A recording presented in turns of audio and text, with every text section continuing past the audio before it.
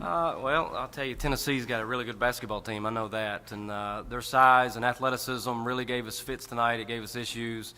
They're better. I know they're picked fourth in the country, but they're actually better than I thought they were. And I think they have obviously a really good chance of going on and trying to win a national title in Nashville in April. With our team, I thought we fought hard, but there's mismatches all over the floor. And we struggled inside mightily. I think the points in the paint were, 60-8, and they had 49-0 points off of turnovers. And so we struggled there just because the mismatches are all over the place. Offensively, I would have liked to have seen us execute better. We turned it over 32 times at North Carolina on Wednesday night, and then coming here, we wanted to try and improve on that. And unfortunately, we turned it over one more time and made it 33 on the evening. So kind of disappointed there, and then, didn't really handle their pressure like I would have liked. I mean, there were times that we did okay. Certainly in the second half, they took the heat off a little bit, and we were able to execute some of our stuff in the half court. And this is one of those things where we know what the outcome is going to be when we come down here. We're just glad that Tennessee allows us to come down here and let our players, especially these locals that are sitting here before me, to play in this environment and play at Thompson Bowling Arena with the Lady Vols. Questions for Coach on the student. Coach, how were they better than you might have thought they would? Well, I know they're really good, but they could have dominated us in a variety of ways. Mercedes Russell, I watched her in the down in the Final Four in an All-American game, and she was a lot better because she came to play tonight, and she's 6'6". Our tallest player is 6'1". We have nobody to guard her. But not only do they have her, they have Burdick, they have Harrison. I mean, they've just got all kinds of size. I thought they shot the ball well, and I didn't really know Reynolds. Reynolds. I thought she shot the ball well, and I didn't know. She was the one I didn't really know a whole lot about. They're just really solid. And we just saw Carolina, and they play, I think, here really soon. Tennessee and Carolina play, and that's going to be a really good ball game. I knew that question was coming.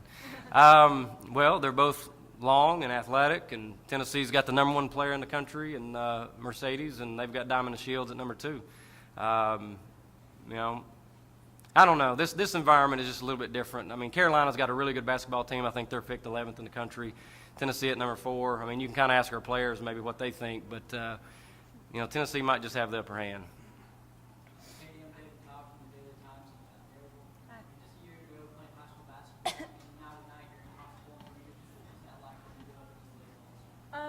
To be honest, it was really scary at first, just because, we go from playing North Carolina, and I guess the environment's just really different. I mean, you've got, I don't know how many people were here, but it was crazy. And so, I don't know, it was really fun, exciting. Every little girl grows up wanting to be a Lady Ball when you grow up around here, so just being able to play them was really cool. It sounded like you had a cheering section up there. Yeah. Was that a bunch of your former teammates or friends? I think it was a team, my high school team maybe. I don't know, I didn't really look. I was kind of scared if I look I would trip out, but I think it was my high school team though, so that was cool. Can the other two players talk about that too, just being from this area and getting to play here? Let's go. It doesn't matter. All right, I'll go first.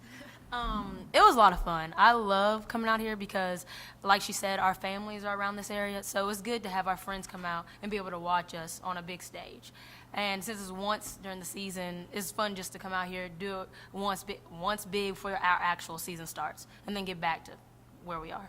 It's a slow start, but it's not a confidence builder at all. But having your family here and friends, it's a good thing. It's a fun experience, and we enjoy it every time. Oh, well, my real name's Okoye, but it's JJ, yes. It is spelled J-A-I. Okay, you were on the floor with both teams. Can you break down North Carolina and Tennessee? How are they similar? What was similar facing these two teams? The quickness was similar, and the aggressiveness underneath the basket was the same. If there's a loose ball, they're attacking it, going for it. No matter if you're boxing out, they will try to find a way to get in there and snag it.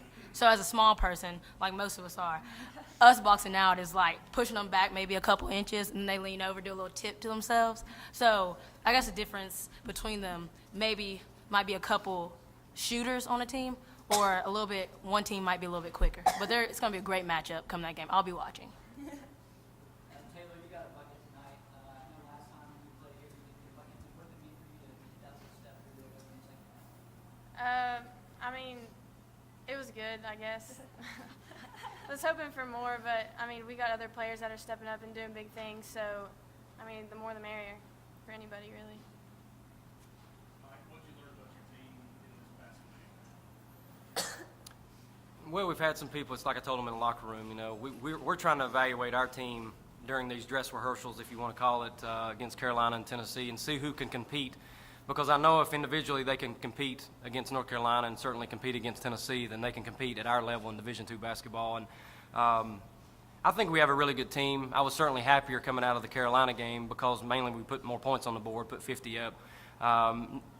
Had we scored more, maybe I'd have come out a little bit happier, but we didn't execute tonight. But we'll get back to work tomorrow. We have 4 days before we kick off our season on Saturday and Sunday at a tournament up at Carson-Newman, and you know, I think we're going to have a fine basketball team, and we've got a lot of hard workers and people that are coachable, and you know, Katie for one, you know, JJ works really hard. Tatum's our leading scorer coming back, but Katie to come in and do what she's done against Carolina and Tennessee is really remarkable as a true freshman. And then Caitlin Couples from Anderson County is another freshman that I think has come in against Carolina and Tennessee and done a remarkable job because they're not scared. You know, they're not intimidated. They might be outmanned, or you know, the kids might be bigger that they're playing against, but they're not scared to go up against them. And the last time we were beat like this by Tennessee, and I'm talking, you know, I think we scored 34 a few years ago, we went back to our level of competition and started the year 16-0 and made it to number 8 in the country before we finished the year 24-7. So I reminded them that you can't go away from here hanging your head thinking, well, we lost to the number 4 ranked Tennessee Lady Vols by a certain number of points. We still have a very good basketball team for our level, and I think we'll be fine. Coach, what's your early impression on that emphasis on hand checking? What impact is that? Well, you know, obviously they busted Tennessee quite a bit there early and kind of got us into some bonus there to where we could shoot some free throws. I don't know. I know some of the big-time college basketball coaches, Gino in particular, was really for it. You know, for me, I kind of liked the way it was, to where we could kind of be a little bit more physical. I'm afraid it's going to slow the game down a little bit at first until everybody gets adjusted. If they're going to call those hand checks and you know, have that freedom of movement, so to speak, I don't know if it's going to put a lot more points on the board yet. It's just going to have a lot more stoppages and more free throws is what I'm afraid of. But eventually, I guess if everybody gets changed up the way they need to, offensive players will be able to run around, and you know, you're not going to be able to play as physical on the perimeter, and maybe more points will be on the board. Because I know that's an emphasis to try and get the women's game, more people involved and more people watching, you know, the women's game, especially at the D1 level. Final question. Mike, you saw their press a lot tonight. Do you think that they can still play that way, given the way they're calling the game now? I think you can still press, and that, you know, because you got to catch 22. Now that you have the 10-second backcourt violation in women's basketball, you kind of want to press to try and get people into that 10-second backcourt violation. But at the same time, I mean, as long as you move your feet and you don't reach and stuff, I think you can still press. And with their length and size, they're going to have people making passes that maybe they shouldn't make, and then they're going to be able to recover and get steals that way instead of just being able to pick their pocket, whatever. All right, Coach, ladies, thank you very much. Thank you.